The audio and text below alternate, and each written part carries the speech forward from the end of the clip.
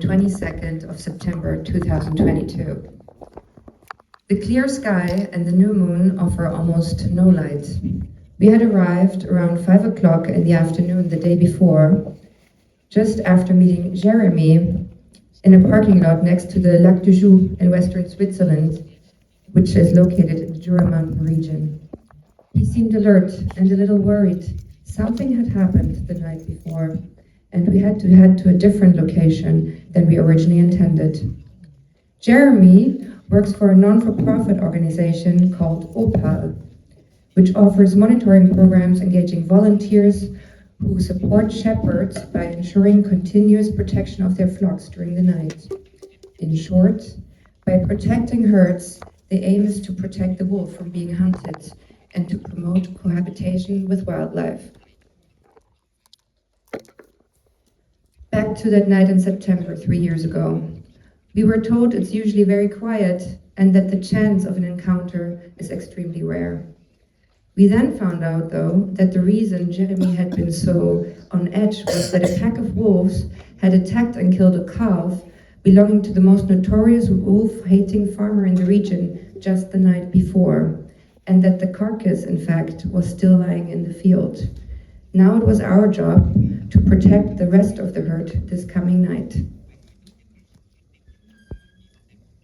Two graphic designers without phone reception, equipped with 3 types of very normal bells to scare off the wolves might they come, and a thermal night vision camera, sitting in a pitch black field in the mountains, surrounded by a dense forest, the sound of the bells of the cows squeezing together nearby, and a roaring stack somewhere behind them, and the carcass from the night before somewhere in front of them.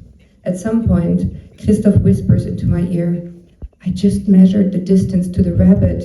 It was 180 meters. At this point, Christoph and I are a few years into our long-term and still ongoing project called Managing the Wild and the Myth of Memory. These are working titles. The project investigates questions around territory, migration, ecology, and surveillance technology.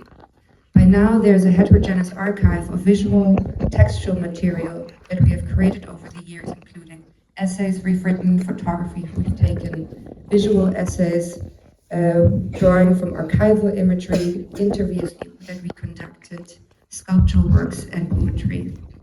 We're currently reviewing all this material and starting to compile and edit it into a publication. So for now, I will not specifically talk about this project, but it does highlight a way of working. It illustrates an approach of inquiry and engaging with a topic that we as a duo have developed over the years. What is the work within your work?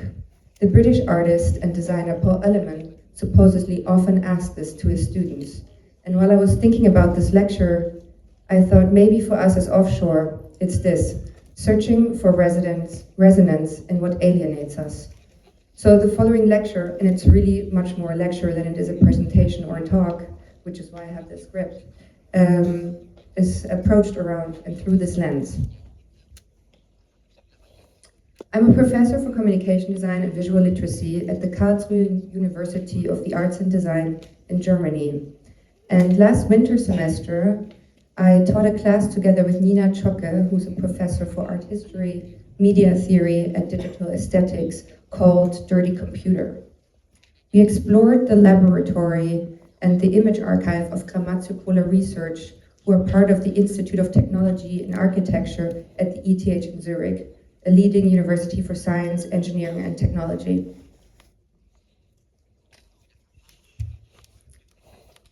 In their labs, Kamatsu Kola examine and test digital manufacturing, computational fabrication techniques within the framework of architecture and construction. We began with an intensive seminar week in Zurich, visiting labs, reading theory from the 640-page seminar reader. You can see here that Nina and I compiled just before, browsing the 10 terabyte archive on the hard drive we had received from Kamatsu Kola, and discussing the messy and unstable relationship between humans and machine. Over the course of the semester, the students wrote essays, poetry, critical comments, and edited visual material to tackle questions of the human-machine interaction, the materiality of digital fabrication, and beliefs around automation. By the end, we compiled all of this in a dense publication that is for now very much a prototype, but we hope to re-edit and publish it eventually. So through the work and visual archive of Grammatikola at ETH, the students inquired about the messiness of automation and the human-machine relationship.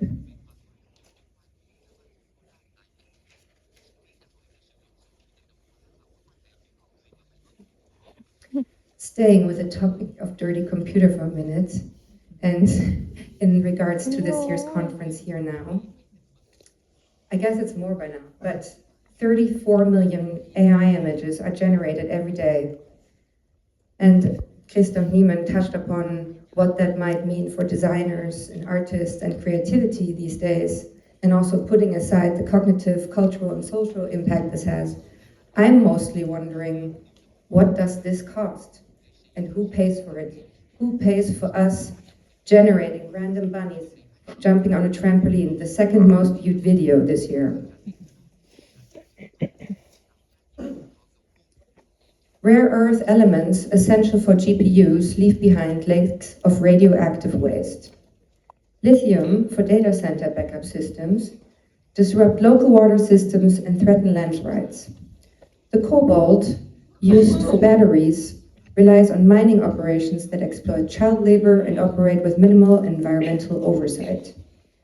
I think it's very crucial not to only focus on the algorithmic and interface layer of AI when we talk about it, but on the massive infrastructure that backends it and that makes it possible, including minerals.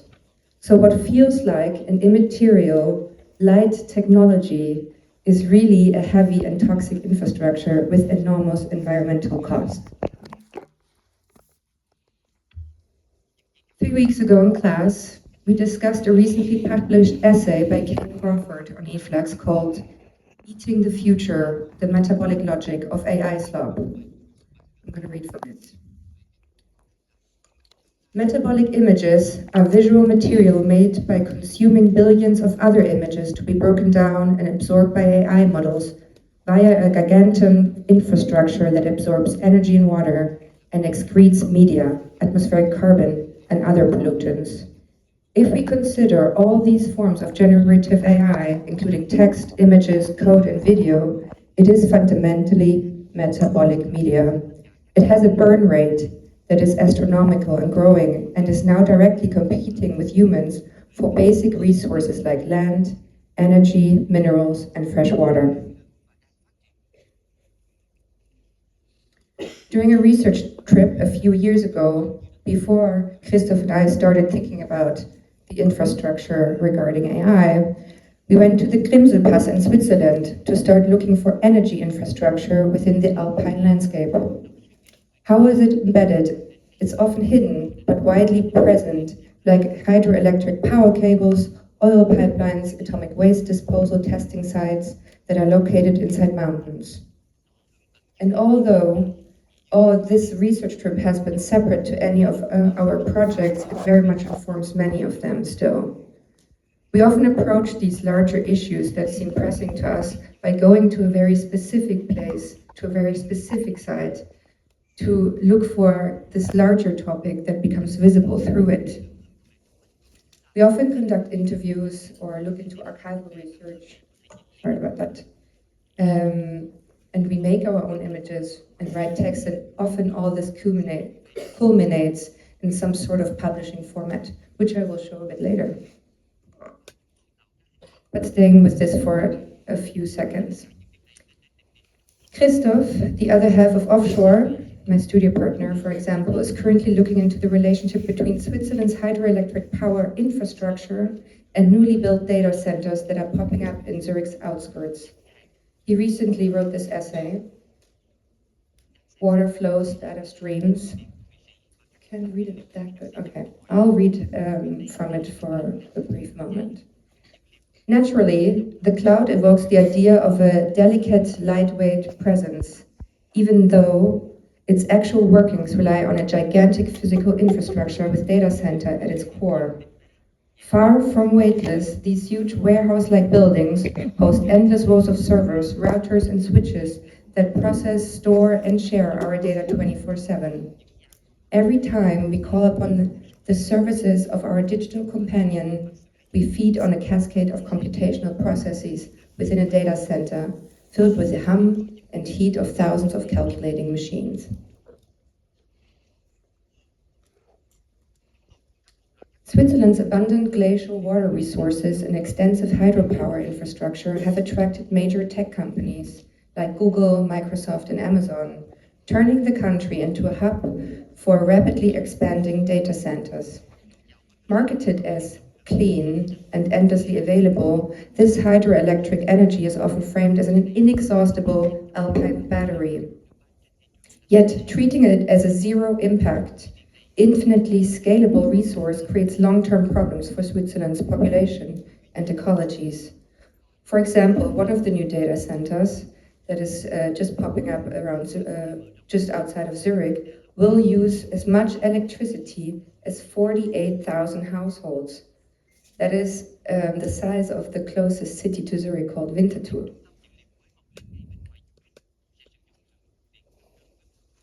It must have been around 2018 or 19 when we started thinking about how infrastructure is often invisible until the moment it breaks down. It's the underlying system of our daily lives, and when it functions smoothly, it often goes unnoticed. As soon as it stops working, though, it moves into our line of sight.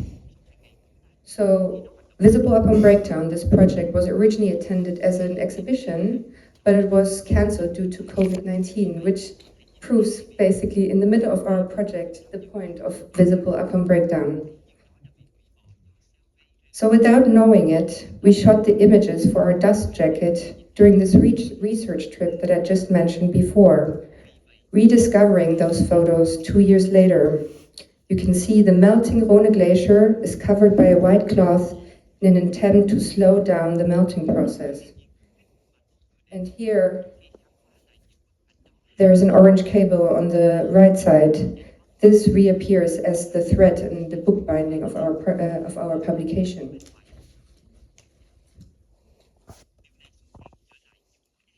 The dust jacket is wrapped around a folded cardboard with a collection of infrastructural breakdowns and mishaps. For example, 1. An underwater camera records the leaking oil flow from the Deepwater Horizon oil spill, April 2010. 9. A shark bites into an undersea fiber optic internet cable linking the United States, Europe, and Japan. And 14. Toilet paper shortage at Tesco in Ireland during COVID-19, March 2020. The publication consists of 8 image-based contributions focusing on various places and instances where infrastructure becomes visible at its breaking point. We also commissioned 3 complementary essays that run along. So the publication highlights topics like sand extraction, the hidden costs of CO2 offsetting, especially from Western countries, the extractive aspects of architecture, and the consequences of mining-related collapses in northern Sweden.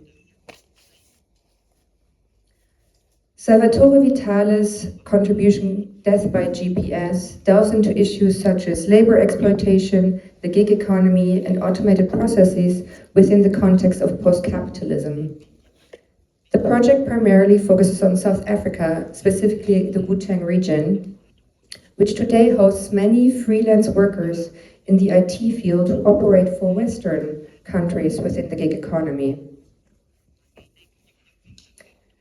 It mostly goes unnoticed that AI requires many underpaid workers to help build, maintain, and test AI systems, to clean data sets. It starts with the mining sector and workers in the mining sector, which I mentioned before, creating the core infrastructure for these systems, to workers doing repetitive microtasks like labeling training data or flagging harmful or very, very harmful content.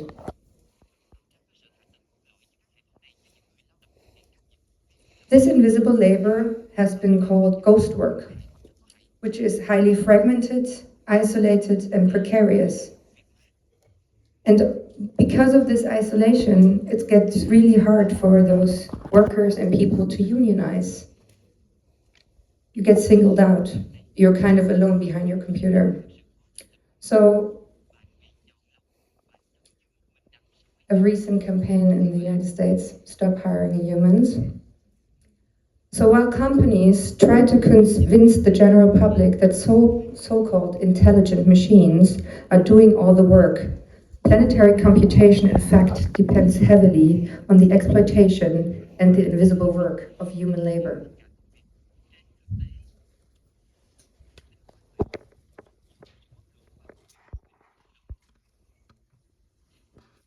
This is a newspaper article from 2015, there in the middle. So telling nuanced stories about matters that often stay hidden for the public eye was what motivated us 10 years ago to initiate and publish Migrant Journal. It was also an effort to reappropriate the term, which had been so heavily compressed by mainstream media and the political debate during the so-called migrant crisis in Europe in 2015. Over the course of 3 years, we published a broad range of topics under this umbrella. Each issue took shape through open call submissions by artists, authors, journalists, photographers, our own texts and interviews, and a set of curated photo essays. The team behind this consists of architects, urbanists, theorists, and designers who were all in their late 20s back then, and all living in countries which they didn't hold the passport. Notably, though, a very privileged circumstance. So each of the 6 issues was assigned a broader thematic focus that served as a framework for investigating and reflecting on migration. So in issue 1, Across Country, we looked at the countryside as a space for migration. In issue 2, however, Wired Capital, we were concerned with the flows of money, high-frequency trading, and the extraction of resources like gold. In Flowing Grounds, our 3rd issue, we focused on the sea and airspace as a space for migration, while in Dark Matters, we told stories of migration that are hidden, illegal, or happening at night. Micro-Odysseys, as the name already suggests, looks at very small-scale entities in the microspace. And in our last issue, Cultural Agents, it's all about the cultural aspects of migration. Due to time constraints of this lecture, I can't really go too deep into explaining you all about Migrant Journal and all its aspects, but I will try to illustrate some of the strategies we employed to tell multifaceted stories, and especially what was really important to us, to give multiple points of entries into a story. So one of those elements can be found approximately in half of the contributions of Migrant Journal, which are maps and infographics.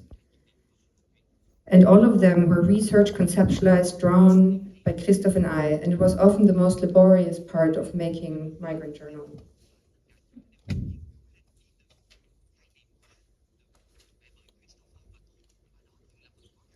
Similarly to Visible Upon Breakdown, we occasionally went on research trips. One of them led us to CERN, the European Organization for Nuclear Research on the Franco-Swiss border, the largest particle physics laboratory in the world. During that day, we spoke to scientists, diplomats, visited the control room of the particle collider, CERN's data center, and the offices of UNOSAT. Never leaving the site, we crossed the national border several times that day. This is the contribution that came out of that research trip. So migration happens on multiple levels and scales at this extraordinary place. Tracing particles, diplomatic relations, data, and the absurd liminal spaces that emerge when a physical border runs through the largest particle collider and a huge campus of an international organization. Each issue also features a photo essay that Christoph and I edited and looked for. And we were really lucky that we were supported by Magnum Photos and Keystone, allowing us affordable access to extraordinary photographic work. So this is an example from issue 4 by Javier Corso. He's showing the so-called kamikaze drivers smuggling petrol between Nigeria and Benin in a geopolitical context of corruption and illegality. Lastly, I wanted to talk about this contribution by our co-editor, Damaso Randulf, which was published in the last issue, Foreign Agents, issue 6. Here he investigates the migration of images and their afterlife. He follows the figure of the broad-shouldered leader, the man carrying the world on his shoulders, a trope revived by Mike Pence when praising the then newly elected US President Donald Trump. This image carries a very long history of distant geographies and temporalities.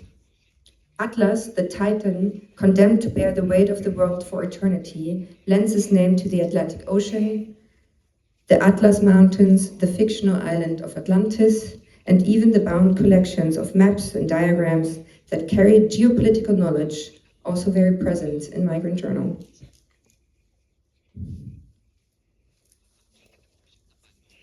So while revisiting Migrant Journal for this lecture, I realized that actually many articles are still very relevant today, even though we started this project 10 years ago, and some of them even feel more relevant than then. I found this a very rich experience to be part of this and to work on this. And the combination of editing, art directing, designing, image making, researching, conducting interviews is certainly what is always most exciting to me and feels really meaningful as a work in my role as a professor, but also in my personal work. Christoph Niemann also mentioned the promise of efficiency and saving time in his lecture yesterday in regards to technology. Hartmut Rosa, a German sociologist and political scientist, dismantles the promise of technological progress to free up personal space in his book Alienation and Acceleration. So in 2 of my seminars, together with my students, I'm investigating the relationship between automation, labor extraction, and the evolution of our perception and the representation of time. But I'll keep this for another lecture because I think for now I'm very much out of time for this lecture. So thank you very much for bearing with me this morning. I wish you a wonderful day. Thank you, Isabel, for sharing such incredible